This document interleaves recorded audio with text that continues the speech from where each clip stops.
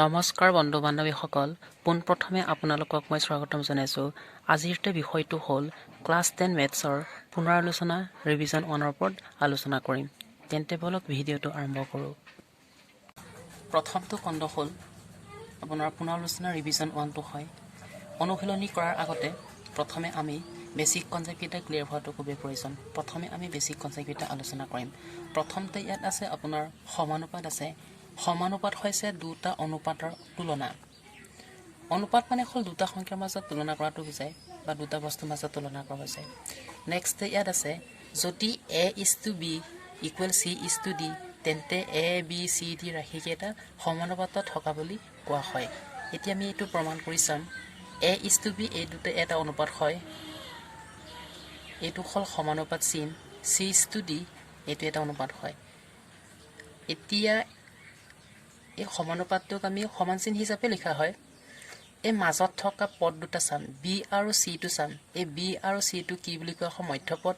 আৰু প্ৰথমটো পদ আৰু একেবাৰে লাষ্টৰ পদটো কি বুলি কোৱা হয় প্ৰান্ত পদ বুলি কোৱা হয় এইটোক আমি এই চাৰিটা অনুপাত বা দুটা অনুপাতটোক আমি ভগ্নাংশত লিখিম প্ৰথম a:b অনুপাত এইটোক আমি কি লিখিম a/b হিচাপে মাজত ইকুৱেল চিনটো আছে c/d এইটোক আমি ক্ৰছ মাল্টিপ্লিকেশ্যন কৰিম এনেকে ঠিক আছে b * c b পূৰণ c a * কি আহিব d ইয়াত আমি কি পালো bc = ad ইয়াৰ পৰা আমি গম পালো যে মধ্যপদ দুটাৰ পূৰণফল মধ্যপদটো কি আছিল b আৰু c মধ্যপদ দুটাৰ পূৰণফল ইকুৱেল কি হ'ব প্ৰান্তপদ দুটাৰ পূৰণফল মানে কি সমানুপাত হ'বলৈ হলে চাৰিটা ৰাশি লাগিব দুটা দুটা অনুপাত থকা লাগিব এই চাৰিটা ৰাশিটো কি হ'ব লাগিব আপোনাৰ মধ্যপদ দুটাৰ পূৰণফলটোৱে প্ৰান্তপদ দুটাৰ পূৰণফলৰ লগত কি হ'ব লাগিব ইকুৱেল হ'ব লাগিব নেক্সট এতিয়া আমি এক্সাম্পল এটা কৰি চাওঁ ইয়াতো কেইটা ৰাশি আছে চাৰিটা ৰাশি আছে এই চাৰিটা ৰাশিটো সমানুপাতত আছে নে নাই আমি চেক কৰি চাম এতিয়া প্ৰথম অনুপাতটো কি আছে ইয়াত 3:5 এটোক আমি সমানুপাত এনেকে মাজত ইকুৱেলছন দিব পাৰি চাৰিটা বিন্দুটো 9:15 এতিয়া আমি এটোক যদি ভগ্নাংশত লিখো 3/5 আহিব ইকুৱেল ইয়াত কি আহিব 9/15 ঠিক আছে তাৰ পাছত এনেকে ক্ৰছ মাল্টিপ্লাই কৰিম এটোত কিমান হ'ব 45 ইকুৱেল কি আহিব 45 নিশ্চয় বুজি পাইছে ইয়াতো চোৱা মধ্যপদ দুটাৰ পূৰণফল মধ্যপদটো ইয়াত কি আছিল 5 আৰু 9 টো মাল্টিপ্লাই কৰি কিমান পালো 45 তাৰছত প্ৰান্তপদ কি আছিল 3 আৰু 15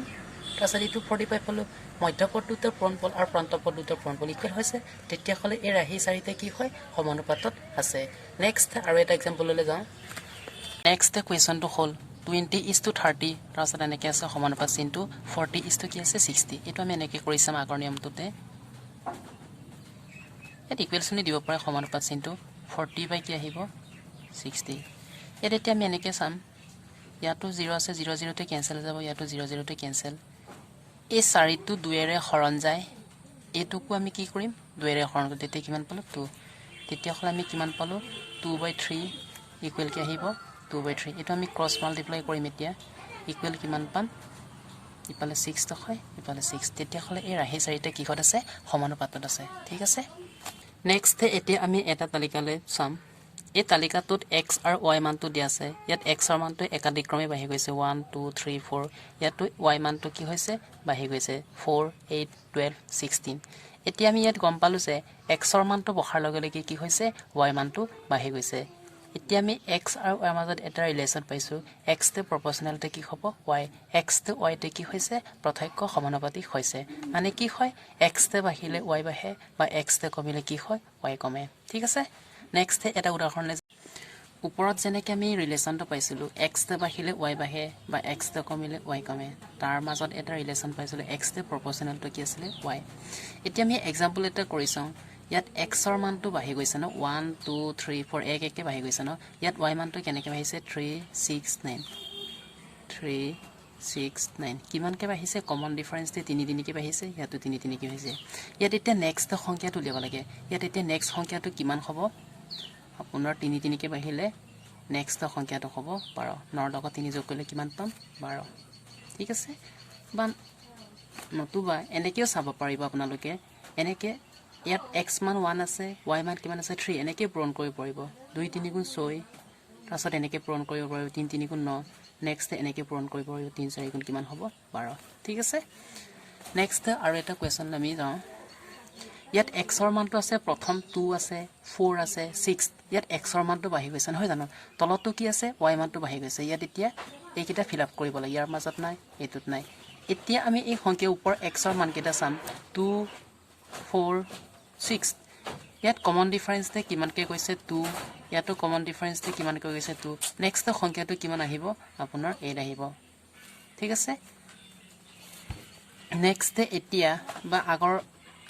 1 নম্বৰটো মতে কৰিলে আমি এনেকৈ পাম ধৰি লও x ৰ মানটো 1 আছে y ৰ মানটো 4 এনেকৈ আমি ক্ৰছলি পূৰণ কৰিলে কিমান পাম 16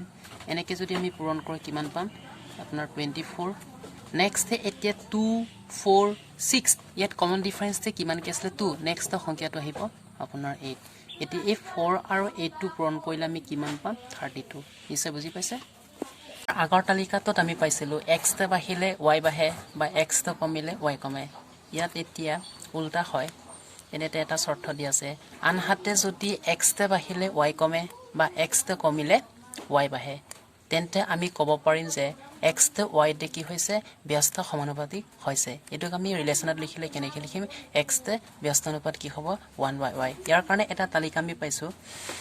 x to y at হয় x ৰ মান x1 x2 x3 y1 y2 y3 এনেকৈ গৈ থাকিব এই দুটাক আমি কি কৰিম পূৰণ কৰিম x1 y1 পূৰণ কৰিলো ইকুৱেল নেক্সট হ'ব x2 y2 এটো পূৰণ কৰিলো নেক্সট হ'ব x3 y3 এনেকৈ গৈ থাকিব এতিয়া আমি এটা তালিকাৰ পৰা চাম এক্সাম্পলটো ইয়াত এতিয়া x ৰ মানটো চাওক 1 2 4 ইয়াত x ৰ মানটো বাঢ়ি গৈছে নহয় জানো ইয়াত এতিয়া y মানটো প্ৰথম তো সংখ্যা কিমান আছে 20 আছে নেক্সট আছে 10 আছে 5 ইয়াতে কমি গৈছে ইয়াত আমি কি গম পাইছিলো x ৰ মান বাঢ়িলে y কমে ইয়াত এতিয়া x ৰ মান বাঢ়িছে নিশ্চয় y মানটো কি হৈছে কমি গৈছে এতিয়া আমি ফৰ্মুলা মতে কি কৰিছাম x1 y1 টো আমি কি কৰিম পূৰণ কৰিছাম ইয়াত যেনেকৈ ওপৰত যেনেকৈ ফৰ্মুলাটোত কৰিছিলো তেনেকৈ কৰিছাম ইয়াত এতিয়া x ৰ মান ইয়াত দিয়া আছে এটো হল y মান x ৰ মানটো বাঢ়ি গৈছে y মানটো একাধিক্ৰমে কি হৈছে কমি গৈছে ইয়াত আমি ফৰ্মুলাটো কেনেকৈ কৰিছিলো x1 আৰু y1 টো পূৰণ কৰিছিলো এতিয়া x1 টো হল 1 আছে x2 টো হল 2 x3 মানে হল 4 তেনেকৈ ইয়াতো y1 y2 y3 মান দিয়া আছে ইয়াত আমি পূৰণ কৰিছাম 1 into 20 equal 2 into 20 equal 4 into কি হ'ব 5 হয়নে ইয়াত কিমান পালো 20 ইয়াতো কিমান পালো 20 ইয়াতো কিমান পালো 20 তেতিয়া হলে এই ফৰ্মুলাটোৰ লগত নিশ্চয় একে হৈছে নেক্সট নিশ্চয় বুজি পাইছে নেক্সট এটা উদাহৰণে যাম ইয়াত এতিয়া আমি তালিকাটোত চাম x ৰ মানটো ইয়াত কি হৈছে 1 2 4 8 x ৰ মানটো বাঢ়ি গৈছে আৰু y মানটো একাধিক্ৰমিক হৈছে কমি গৈছে এতিয়া এই খালি ঠাইটো কি কৰিব লাগে ফিল আপ কৰিব লাগে এতিয়া আমি আগৰ নিয়মটোত কৰিছাম x1 y1 টো যেনেকৈ পূৰণ কৰিছিল ইয়াতো এনেকৈ পূৰণ কৰিম 32 আৰু 1 টো পূৰণ কৰিলে কিমান পাম আপোনাৰ 32 হয়নে এতিয়া 16 আৰু 2 টো পূৰণ কৰিলে কিমান পাম 32 হয়নে ইয়াত কিমান আহিব 8 আৰু 4 টো পূৰণ কৰিলে কিমান পাম 32 এতিয়া এই খালি ঠাইটো ফিল আপ কৰিব লাগে এতিয়া ওপৰত কি সংখ্যা আছে 8 এই 8 ৰ লগত কিমান পূৰণ কৰিলে 32 পাম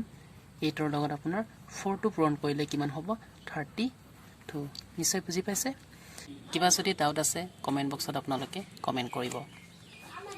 আৰু ইয়াৰ নেক্সট পাৰ্টটো অনুশীলনী ৰিভিজন 1 ৰ কুৱেশ্যনবিলাক আলোচনা কৰিম ঠিক আছে